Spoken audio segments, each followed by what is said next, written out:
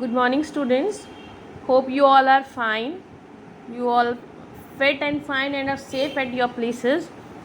So, students, today we are going to take the poem from your Beehive book on page number 41. On last turn, we have completed chapter number 3, The Little Girl, from your Beehive book. In this unit, the poem is on page number 41, that is Rain on the Roof. So I hope that now everyone is having their books, as you people will not have any problem now. So on page number 41 from your chapter number 3, the poem is Rain on the Roof by Kurt Skinny.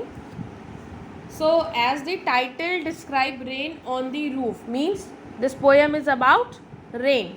Okay, the title of the poem is Rain on the Roof. So we can easily make out that the poem is about the rain. And here the poet is telling that when the sky is covered with dark clouds and it starts raining, have you ever listened to the patter of soft rain on the roof?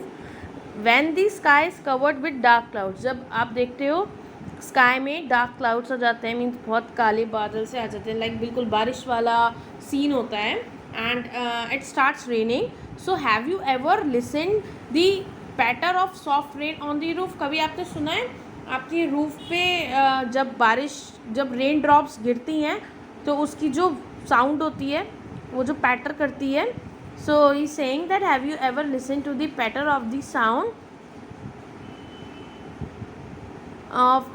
patter of soft rain on the roof. What thoughts flashed through your mind as you heard this melody of nature?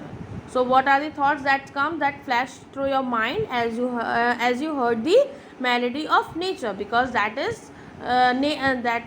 that is not man-made, that is a gift of nature. Okay, that is created by God. So he's saying that what thoughts flash through your mind as you heard this melody of nature. Read the poem to find out what the poet dreamed of while listening to the rain. So we are going to read the poem to find out that what the poet has dreamed of while listening to the rain. When the humid shadow hovers over